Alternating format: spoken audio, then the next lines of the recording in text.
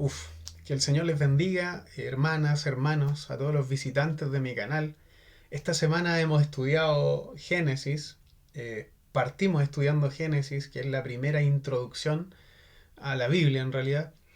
Y es bueno tomarse de comentarios, diccionarios y del mismo texto para que vayamos aprendiendo más al respecto. Bueno, lo que habla Génesis principalmente, aparte de hablar, digamos, de la etapa de la creación, que la podemos ver que aparece en el capítulo 1 hasta el versículo 11, donde se refiere en el principio, ¿cierto? Luego vendría, desde la etapa de la creación, el origen de todas las cosas. Esto nosotros lo podemos ver en el Génesis capítulo 1, capítulo 2, donde se ven 6 días de creación y un día de descanso que el Señor obviamente lo tomó para cesar de hacer cosas. No es que Él se haya cansado de haber creado cosas, porque obviamente Él es todopoderoso. Eh, por otra parte, sucede en Génesis que se muestra lo que es la corrupción del ser humano. El pecado de Adán se muestra en Génesis capítulo 3 al capítulo 5, donde podemos ver la sutileza de Satanás para engañar a estos primeros seres humanos. El pecado de Adán en sí, la redención de Dios, la muerte de Abel, el primer hijo muerto, y también el ministerio de Enoch. Luego pasaríamos a un tema general que es la condenación. Con esto hablaríamos acerca del diluvio de Noé, Génesis capítulo 6 al capítulo 9, donde se narra esa historia. Como principal, como títulos principales se pueden ver las condiciones antes del diluvio. Vemos que también la salvación, se encuentra la salvación por medio del diluvio. Y por último, la tragedia después del diluvio. Esto lo vamos a estudiar con el tiempo, pero es necesario que demos una repasada general, luego meternos a lo que son las definiciones del diccionario, que nos van a servir bastante para tener un conocimiento más amplio de lo que es Génesis, ¿ok?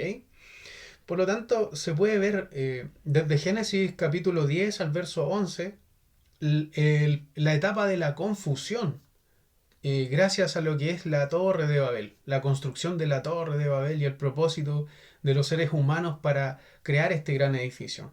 Como títulos principales podemos ver en este suceso de la Torre de Babel, primero la arrogancia del ser humano, luego el juicio de Dios, en el cual Él confunde las lenguas, que es también la palabra que significa Babel, y también el origen de las naciones. Con esto podríamos ver, digamos, una parte importante desde el capítulo 1 de Génesis hasta el capítulo 11.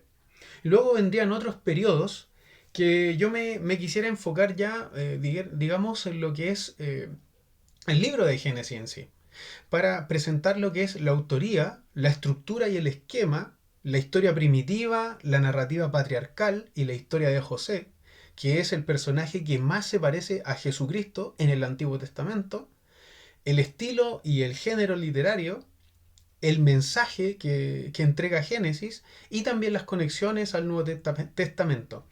Si hay alguna duda, yo me estoy ayudando de ciertos comentarios. El principal es el diccionario Baker, así que para que puedan adquirirlo.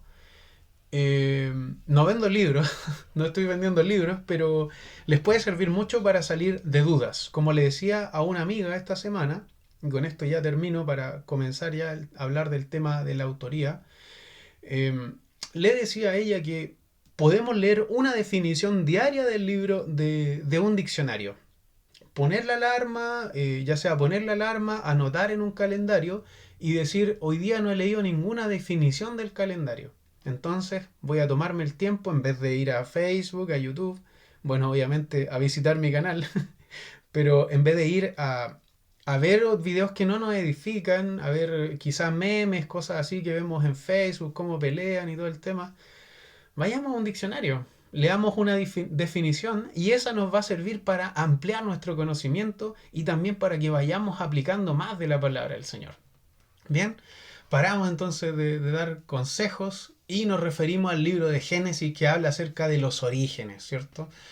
Y este lleva bien el nombre porque proporciona los cimientos para el resto de la Biblia. Y habla del comienzo del mundo, la humanidad, el pecado, la redención, el pueblo de Dios, la alianza, el matrimonio, el Shabbat, el día sábado, el trabajo y muchas otras cosas más. Si nosotros queremos hablar de estos temas, es necesario también que toquemos Génesis, porque ahí es la primera vez que se tocan obviamente todos estos temas a nivel general. Entonces Génesis es el primer capítulo del Pentateuco, una historia en 5 partes de los orígenes de la nación de Israel. Génesis es entonces el preámbulo a este relato, llevado al momento crucial del Éxodo y el movimiento hacia la tierra prometida. Génesis no se detiene tanto en hablar acerca de la creación, sino que da ciertas pinceladas, porque da por hecho de que la creación es Dios quien forma todas las cosas que nosotros conocemos y lo que no conocemos también, el universo y todo lo que exista, todo lo que existe y todo lo que exista. Pero aquí lo que nos quiere mostrar como propósito es lo que yo les había mencionado anteriormente, la redención, la creación del mundo, la humanidad, el pecado, la redención, el pueblo de Dios, la alianza, el matrimonio, el día sábado, el trabajo y muchas otras cosas. Pero lo que he mencionado anteriormente son los temas principales. Ahora en la autoría, como se señala anteriormente, Génesis es la apertura al Pentateuco en su totalidad. De manera que el tema de la autoría de Génesis se conecta con el tema de la autoría del Pentateuco en su totalidad.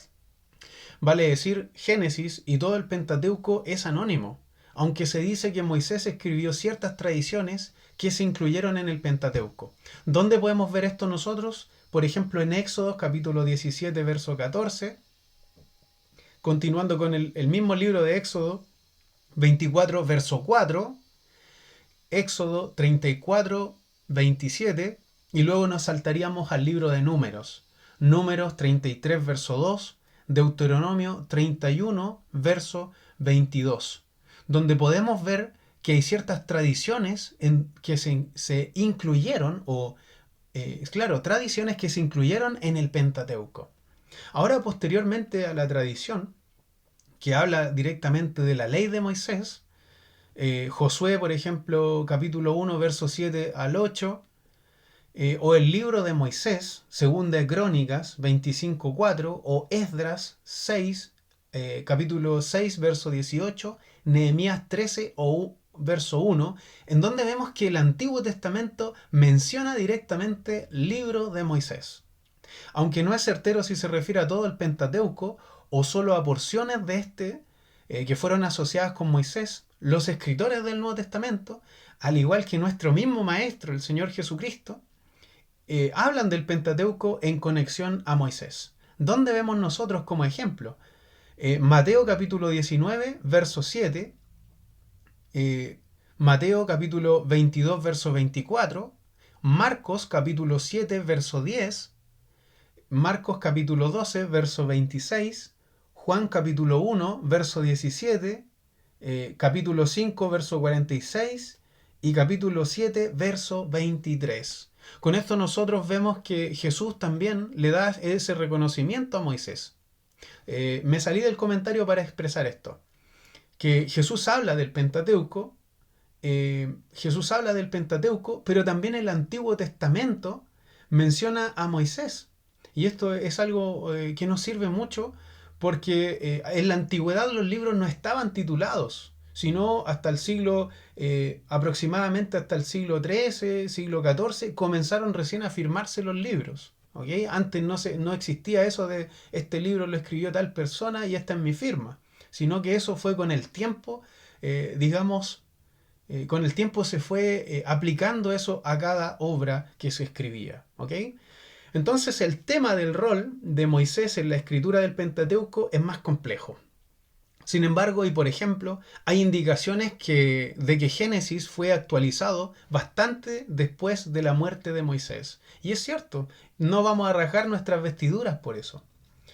Tradicionalmente estos pasajes son llamados post-mosaicos, o pasado de obviamente lo que escribió Moisés, o pasado de la obra de Moisés. Estas son añadiduras o son ciertas modificaciones que obviamente sirven para poder ir actualizando la información que se tenía del mismo Pentateuco.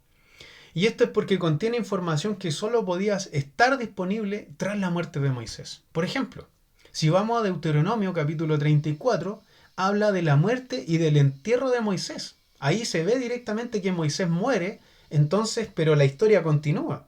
Y ahí se entiende obviamente que es Moisés quien debe haber comisionado a personas, ya que Moisés, como lo he dicho en la clase anterior, era quien tenía la preparación por la preparación intelectual, por haberse desarrollado gran parte de su vida en lo que es el palacio de los egipcios, ¿ok?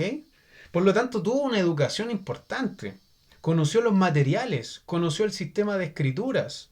Es por eso que muchos comentaristas señalan de que a Moisés le costaba mucho hablar cuando se le apareció Dios en la zarza ardiente. Hay comentaristas que señalan que como su lengua principal no era el hebreo, ya que sí, en su infancia vivió con su madre, que fue, digamos, por encargo de la misma hija del faraón, recibe una educación, ¿cierto? Recibe una educación, quizá entendió la lengua, pero cuando él se excusa delante de Dios, él dice que no es de fácil palabra. Entonces ahí hay algunos escritores, teólogos que señalan de que obviamente él no tenía como lengua materna el hebreo, el arameo.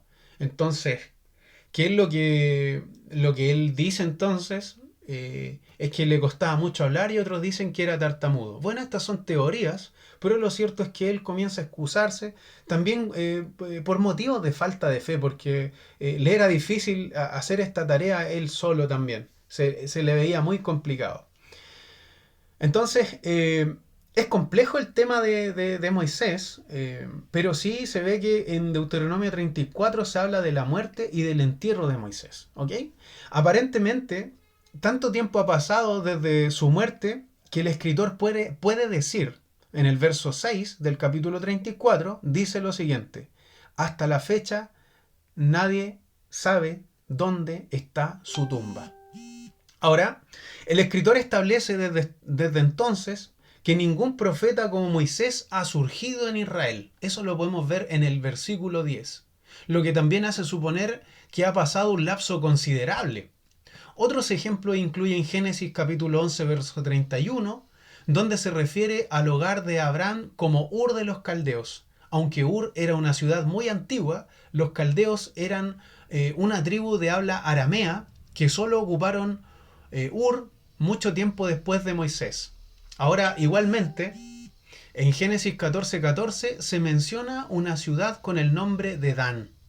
Pero sabemos por Jueces capítulo 18 que esta ciudad solo recibió este nombre durante el periodo de los jueces. ¿Ok? Entonces se habla de tiempos antiquísimos. Ahora, a pesar de estas consideraciones, algunos académicos aún se sienten cómodos adscribiendo cierto rol de la autoría esencial a Moisés.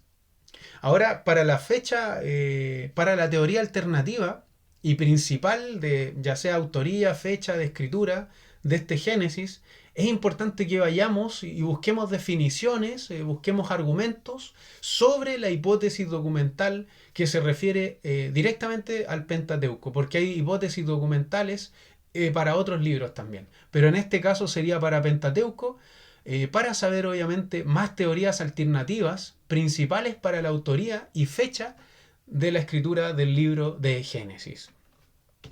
Vamos a saltarnos entonces ahora lo que es la estructura y también el esquema. Génesis puede delinearse de más de una manera. Un método es seguir las fórmulas Toledot, que sirven como estructura organizacional para el libro. La frase, por ejemplo, que dice: estas son las Toledot X, donde X es el nombre personal del personaje cuyos hijos son sujeto de la narrativa que sigue. De esta manera nosotros vamos a poder ir comprendiendo más al respecto. Por ejemplo, se repite en el capítulo 2, verso 4, capítulo 5, verso 1, capítulo 6, verso 9, capítulo 10, verso 1, y obviamente hay otras más también. capítulo 10, verso 32, capítulo 25, verso 13. Por ejemplo, también en Génesis capítulo 11, verso 27, comienza: estas son las Toledot de Taré. Este es el relato de la línea familiar de Taré, que es lo que obviamente nos está señalando. Que de esa forma nosotros podemos comprender mejor el libro. Ahora, mientras que el relato que sigue es la historia del hijo de Taré, Abraham, Toledot se traduce mejor como historia familiar. Esto es entonces Toledot, historia familiar o relato. ¿Ok? Entonces, por consiguiente, uno puede considerar el Génesis como teniendo un prólogo. Por ejemplo, en el capítulo 1, verso 1 o capítulo 2, verso 3, que es seguido de 10 episodios. Entonces, en términos de contenido y también de estilo, el libro cae en tres unidades siguientes. Por ejemplo, aquí yo escribí desde el Génesis capítulo 1, verso 1, 11, capítulo 11, verso 26, que hablan entonces de la historia primitiva, luego de la narrativa patriarcal, y después vendría la historia de José, que es uno de los personajes también principales del Génesis. Ahora, con respecto a la historia primitiva, el libro nos abre con un relato de la creación dado en dos partes. Génesis capítulo 1, verso 1, capítulo 2 y verso 4 proporcionan un relato de la creación que describe los 6 días en los cuales Dios creó los cielos y la tierra, seguidos de un séptimo día de descanso. Esto está también narrado aquí mismo en estos capítulos, que es necesario que volvamos a leerlos una y otra vez. No leamos tan solamente una vez el libro de Génesis, intentemos ir de nuevo. En mi caso, y humildemente lo digo, porque obviamente hay personas que son mucho mejores que nosotros y que les queda más rápidamente esta información, leamos el libro de Génesis varias veces. Leámoslos de una si es posible. Pongamos la alarma tempranito o de noche al lado de un café, ¿cierto? O un mate, y ahí vamos a poder comprender más cosas. Cuando hay silencio, ya sea en la mañana, muy de temprano o muy de noche, nos sirve para poder comprender más y hay menos distracciones. Ahora, Génesis capítulo 2, verso 4, 25, luego nos proporciona un segundo relato de la creación. Y este está bien enfocado en la creación de Adán y Eva, para poder llegar a Génesis 3. Génesis 3 en este caso luego narra el primer pecado de la humanidad, que trae el pecado y la muerte al mundo. Ahora, también Génesis capítulo 4, 11 proporciona 4 historias adicionales. Por ejemplo, el asesinato de Abel por Caín, el mestizaje de los hijos de Dios con las hijas de los hombres, la inundación y la torre de Babel. Quiero detenerme acá. Cuando se habla de las hijas de los hombres, quisiera recomendar el libro de Michael Heiser, que se llama Lo que Dios quiere, donde hace una referencia al respecto de ese relato. Michael Heiser tiene un doctorado, obviamente, en lenguas antiguas, conoce el texto perfectamente y nos da una explicación muy cercana para que lo podamos entender más fácilmente. Así que les recomiendo el libro Lo que Dios quiere de Michael Heiser, que es pero muy bueno y está gratis a través de la página de Cross Examined o a la página de Jorge Gil. Así que puedan ir allá y léanlo. Les va a ser les va a servir mucho. Es un libro que tiene menos de 200 páginas, por lo tanto, si se aplican bien en la lectura, en una semana además que lo pueden leer. Bien, entonces, Génesis capítulo 4, verso 11 nos presentaba estos sucesos del el asesinato de Abel por Caín, el mestizaje de los hijos de Dios con las hijas de los hombres y la inundación, la inundación y la torre de Babel, que son temas esenciales para poder comprender lo que se va a desarrollar en el futuro. Estas historias muestran una creación que salió mal, el movimiento de Dios para comenzar con Noé y su familia y la persistencia del pecado a partir de allí. Nos da una pincelada de lo que el libro de Michael Heiser trata. Así que para que queden con las ganas de leerlo, vayan por favor a esa página y descarguen el libro gratuito. Léanlo, hermanos. Ahora bien, todo esto lleva a la historia de los patriarcas, donde el plan de Dios para enderezar las cosas toma giros decisivos. Estas historias se conectan por genealogías que marcan la marcha del tiempo, al igual que proporcionan también comentarios teológicos significativos.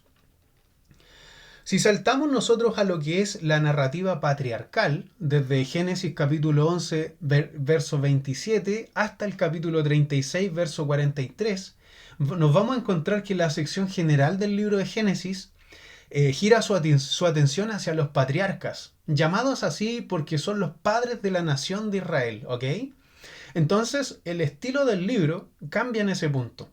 De manera que debes en seguir la historia de todo el mundo y moverse paso a paso rápido, la narrativa se hace más lenta y se enfoca en Dios creando un pueblo para que obedezca y también para que lleve esas bendiciones a todo el mundo. ¿Dónde podemos encontrar nosotros ahí? En Génesis capítulo 12, verso 1 al 3. Entonces vemos que se detiene la narrativa, se cambia la narrativa para explicarnos ciertos detalles de la vida de los patriarcas. Se enfoca también posteriormente y más adelante en la vida de José, imagínense. Entonces Dios quiere enseñarnos algo primordial a través de la historia de estos personajes. Pero no se detiene en la creación, ¿se fijan? Sino que nos habla mucho más de Abraham. Como decía el profesor Vernon McGee hace muchos años atrás, decía, Dios prefiere más que hablarnos de la creación y de todas las teorías que hay alrededor, que en el fondo todas terminan en que Él es el creador, nos quiere hablar más de Abraham, más de José, que de estos sucesos. Miren qué importante. Ahora Dios determina el restaurar la bendición perdida en el Edén a través de llegar al mundo mediante los descendientes de un individuo. En este caso vendría siendo Abraham. El padre Abraham, Taré, tomó a Abraham como...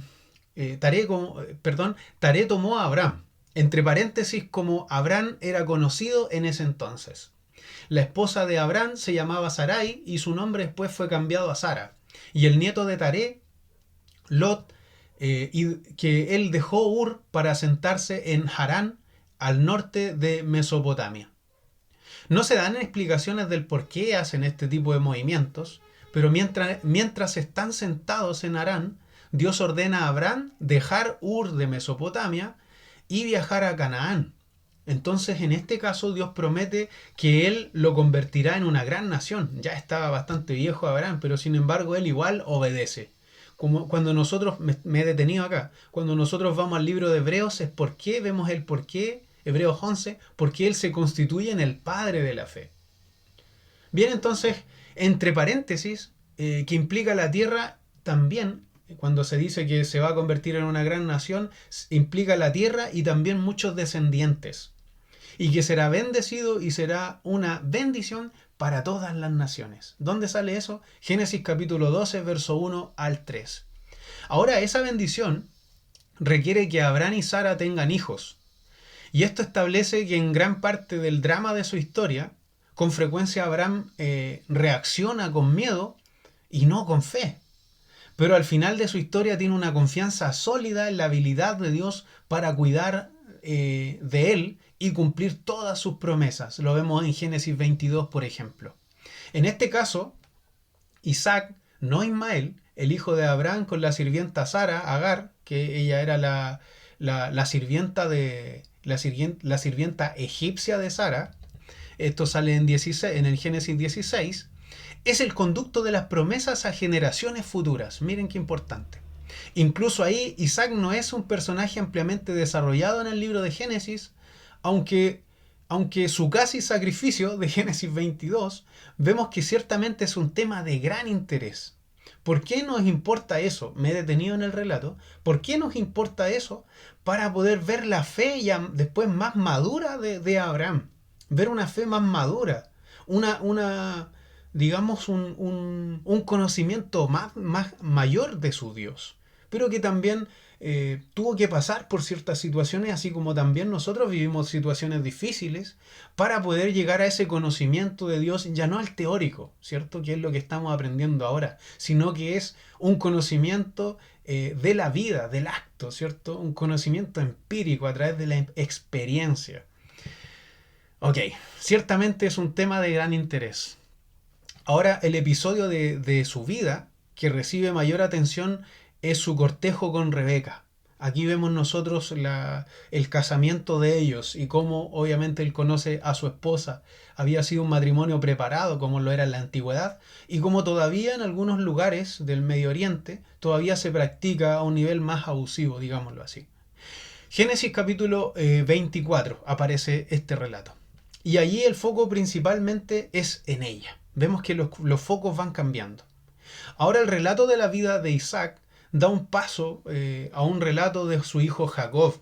Jacob es un personaje complejo, es un personaje que tiene muchas tretas, es bastante pillo. Como decimos los jóvenes chilenos, es bastante tránfugo. Vemos que los... Me van a decir, hermano Ricardo, profesor Ricardo, ¿cómo está diciendo esto? Bueno, pero son palabras que se utilizan en la cultura actual chilena, ¿cierto? Pero bien, los primeros episodios de la historia son acerca de cómo él, el menor, hereda la bendición y se convierte en el conducto para la promesa en vez de su hermano mayor. Y ahí vemos que hay un problema de engaño en donde su mamá lo incita, ¿cierto?, a no creer en esta promesa, sino en... No creer en la promesa, sino en actuar y en poner ahí nuestras manos sucias que muchas veces eh, no sirven mucho para ciertos propósitos que tiene Dios. Jacob se convierte entonces en un ejemplo de cómo Dios usa cosas simples del mundo para lograr sus propósitos. Esto, yo creo que en esta frase se resume la vida de Abraham. Voy a volver a leerlo. Jacob se convierte en un ejemplo de cómo Dios usa cosas simples del mundo para lograr sus propósitos. Que la historia de los patriarcas es un preámbulo a la historia de la fundación de Israel. Y se hace obvio cuando el nombre de Jacob es cambiado a Israel, después de que pelea con Dios. ¿Dónde aparece eso? En Génesis 32, verso 22, y también Génesis, en realidad el capítulo 32 en general, completo, digámoslo así. Y sus esposas dan 12 hijos y se dan su nombre a las 12 tribus de Israel, aunque tuvo más de 12 hijos. Hay una hija ahí que se llama Dina y que esa hija obviamente es abusada por un integrante de la tribu de Siquem, que también se llamaba de la misma forma. Vamos al punto 3 entonces a referirnos a la historia de José.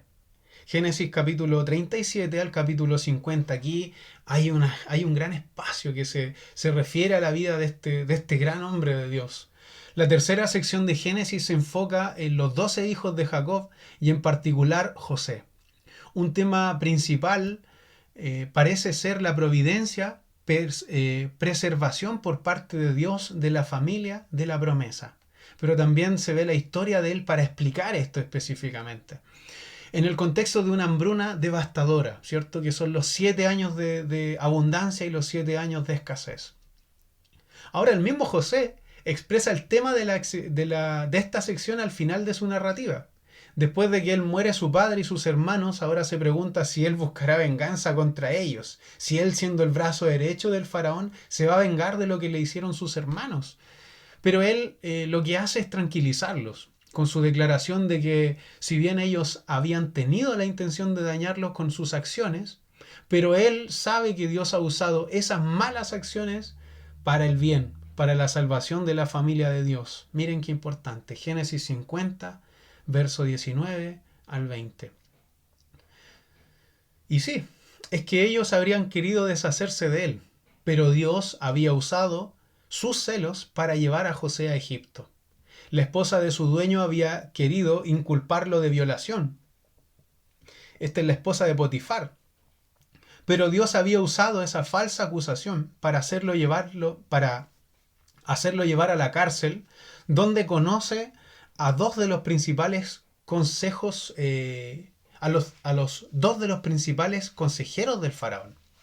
Él había demostrado su habilidad para interpretar los sueños. Estos son dones del Espíritu Santo, ¿cierto?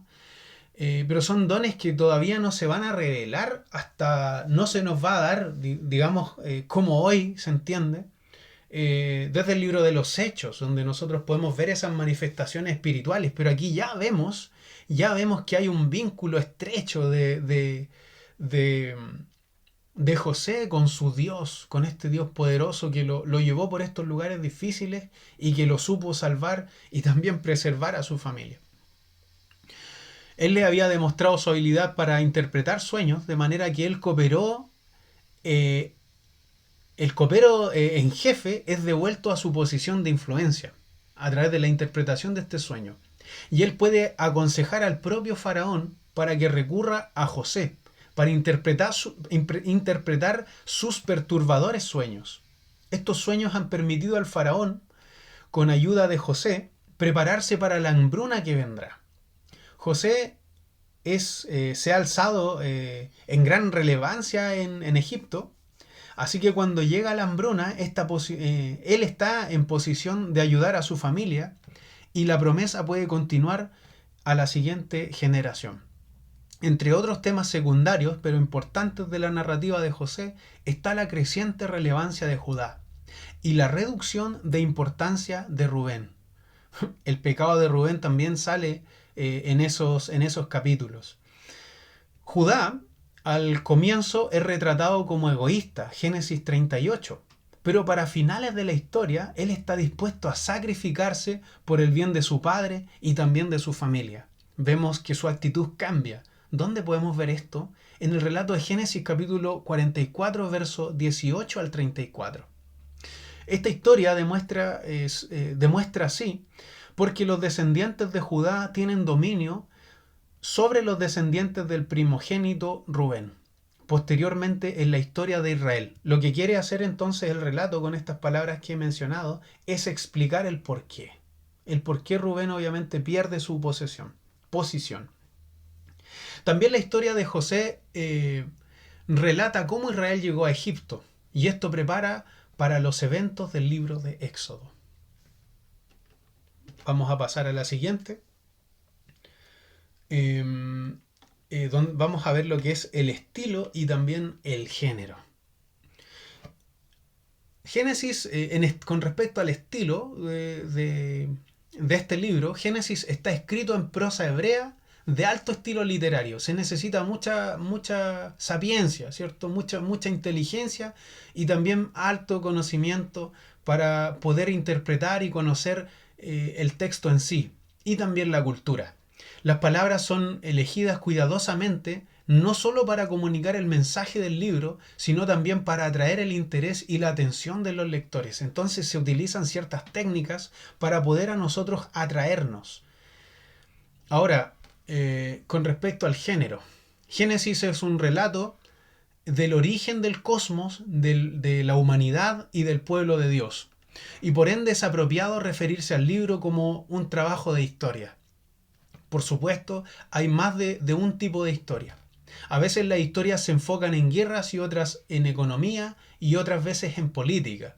Además, el Génesis no es historia en el sentido moderno, sino que sigue convenciones antiguas que no requieren una exactitud escrupulosa. Aquí tengo que detenerme, porque lo que ha mencionado aquí, creo que es Tremper Longman o Ben Witherington, quien señala que Génesis no es una historia en el sentido moderno. Cuando tú vas a los comentarios de Facebook o de repente ves las críticas en YouTube o en los mismos diarios, ves que la gente juzga la historia hacia atrás. Juzga la historia hacia atrás y cómo antes se hacía historia, porque la historia ha sido una forma, el estudio de la historia ha ido evolucionando con el tiempo. Y hoy nosotros podemos poner fecha a cada suceso, pero en la antigüedad no se hacía eso, sino que lo más importante era captar la enseñanza, por eso vemos tipos de historia distintos. Ok, voy a continuar. La principal preocupación de Génesis con la mayoría de las historias bíblicas es la relación entre Dios y su pueblo. Entonces, así, Así es apropiado identificar Génesis como historia teológica. O sea, es historia, pero también es teológica. Está la percepción de una cultura. Y es que la teología está envuelta en una cultura. ¿Ok? Ya vamos a hablar más adelante de estos tópicos que son sumamente importantes. Pero voy a detenerme aquí un momentito, por favor. Eh, Raúl Saldívar escribe un libro que se llama Teología Sistemática desde la perspectiva latinoamericana. Y él se menciona en el prólogo, en las primeras hojas, de que la cultura que nosotros hemos recibido está envuelta, o sea, perdón, la teología está envuelta en una cultura, está envuelta en experiencias, en percepciones, en cultura a nivel general. La cultura en sí es todo lo que el ser humano hace. Ahora, algunos lectores confunden la naturaleza de la información histórica que provee el libro. Por ejemplo, Génesis capítulo 1 o 2 comunica al lector que es el Dios verdadero, no un Dios como el Dios de Marduk, el Dios babilónico o el Dios Baal de Canaán, que creó el cosmos. O sea que hay percepciones distintas. La forma en que se encuentran algunas de las historias proporcionan un desafío a las historias rivales de otras relaciones antiguas. Un ejemplo es la forma en la que la Biblia describe la creación de Adán, o sea, desde el polvo de la tierra y la respiración de Dios, como obviamente lo señalan los autores antiguos, según también lo que creían. Esto contrasta con el relato de la creación de Mesopotámica. Por ejemplo, Emuná Elish, el cual es el dios Marduk, que crea los primogénitos humanos de arcilla de la tierra y la sangre de un dios demoníaco. La historia del diluvio bíblico también puede compararse con otras historias antiguas de inundaciones, especialmente en el relato de la inundación que se encuentra en la época épica babilonia de Gilgamesh. Ese libro está hasta en internet. Génesis entonces claramente interactúa con estas historias mitológicas para comunicar las verdades importantes acerca del periodo primitivo. Lo que nosotros llamamos en la teología, esto es la revelación natural. Los seres humanos de la época del Génesis y en la actualidad interpretan a Dios a través de su forma, de su cultura, pero también bajo lo que la Biblia enseña, que es el pecado, bajo la percepción caída del ser humano. Y es por eso que cuando llegan los españoles acá, también se encuentran con religiones distintas, se encuentran con los aztecas, se encuentran con los incas, con los mapuches, y ellos se dieron cuenta que presentaban sacrificios humanos. Ahora nosotros vivimos en Chile y en Chile también, por ejemplo en la época del 60, en el terremoto de Valdivia, unas personas mapuches presentaron como sacrificio a un niño. ¿Ok? Pero estas eran cosas que sucedían anteriores a la conquista.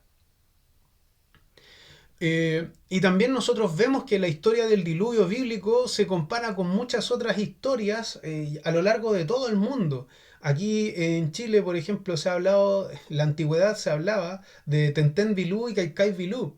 ¿Cierto? Se hablan de ciertos diluvios, de acontecimientos en donde se relatan, los sumerios también, se relata de que hubo un diluvio. Ahora ellos no se pusieron de acuerdo porque estamos hablando de idiomas distintos. Entonces comprobamos de que el hecho sucedió, son hechos históricos, pero que las personas de aquella época la explican a través de la mitología.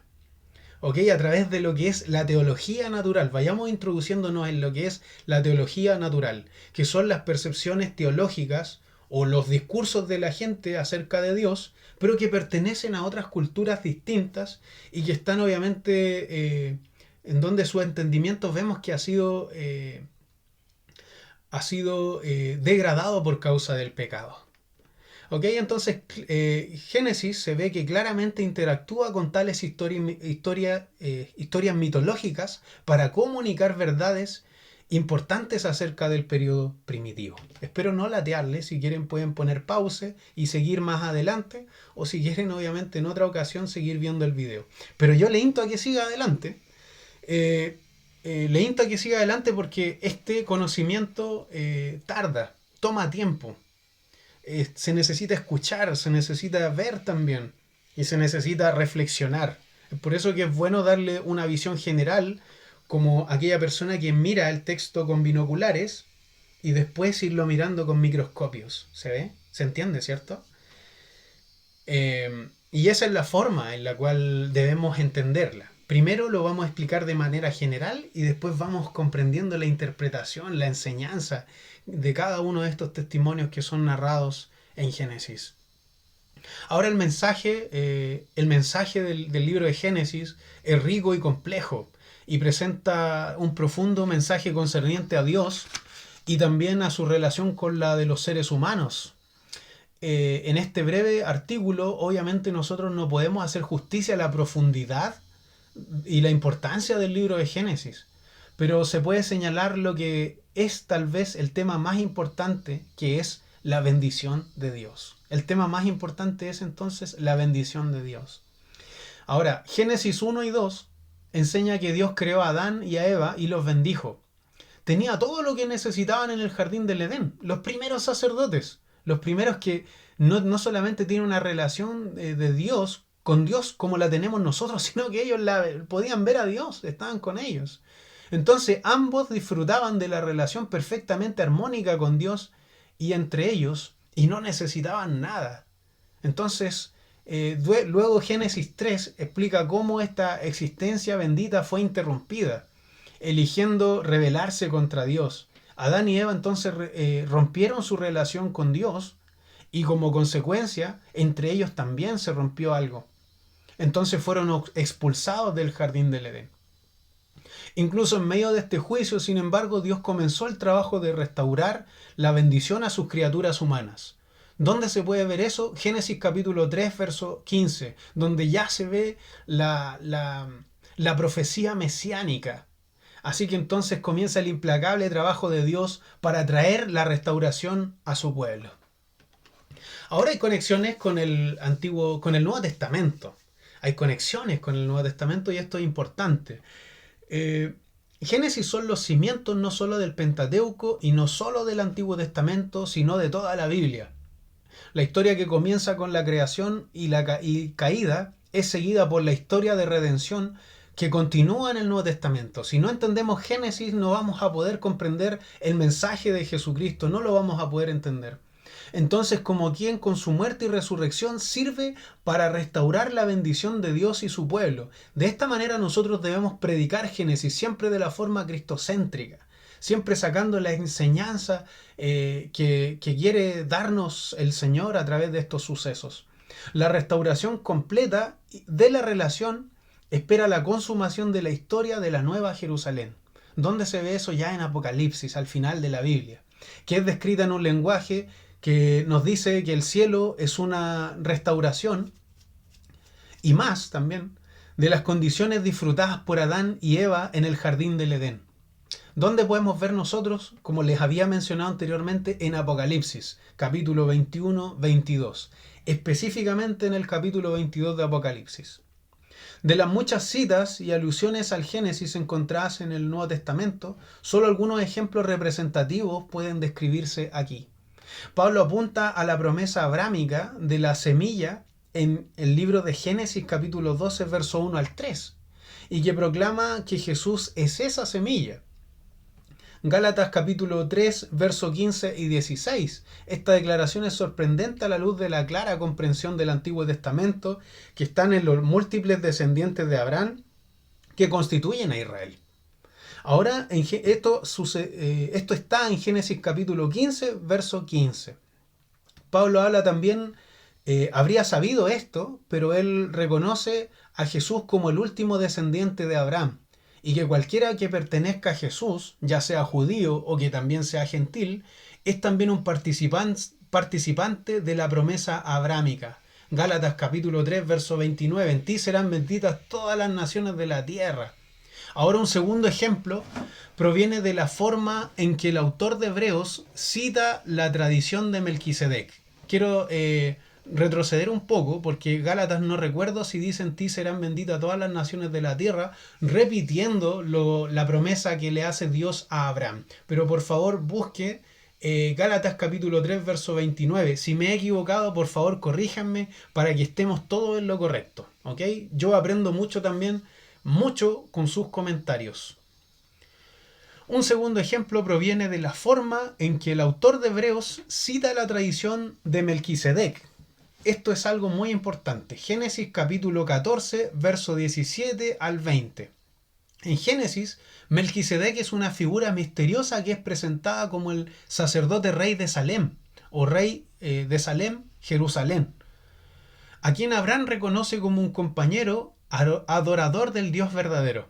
De manera de construir un argumento que Jesús es el último sacerdote, el autor del Hebreo, que conecta a Jesús con Melquisedec en vez de Aarón, y asevera la superioridad de Melquisedec debido a que Abraham, y así también Leví, el ancestro de Aarón, presentó sus respetos a este hombre.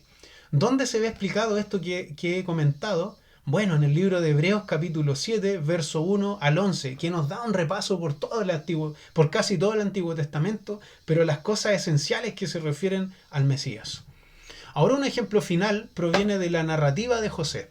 Con anterioridad vimos que la narrativa muestra cómo Dios usó las acciones malvadas de las personas para salvar a muchos. Veamos aquí lo que yo había explicado.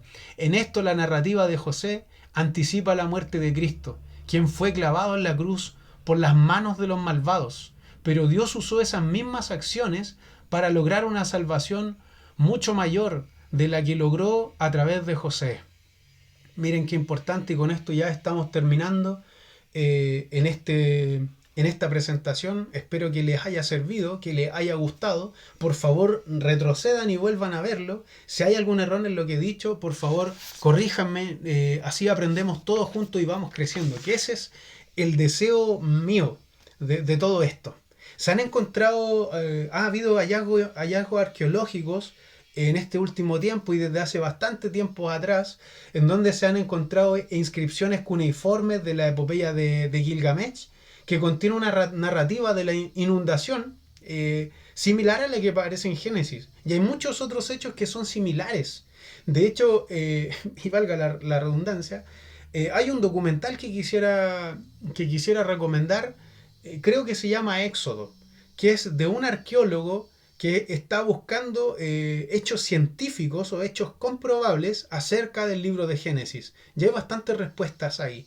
Hay otro documental en donde se puede ver una estatua en cierto lugar de Egipto, en donde de donde se halló una tumba. Obviamente la tumba no está en el lugar, pero que es la tumba de un extranjero, donde habitó ahí un extranjero. Y él aparece y en esa estatua, en la antigüedad, se había visto que aparecía un varón, y este varón tenía una túnica de muchos colores. Muchos dicen que ese fue José. Y estamos muy cerca de que haya sido así. Que el Señor les bendiga y que el Señor les guarde. Esta ha sido mi oportunidad. Y nada, les quiero mucho.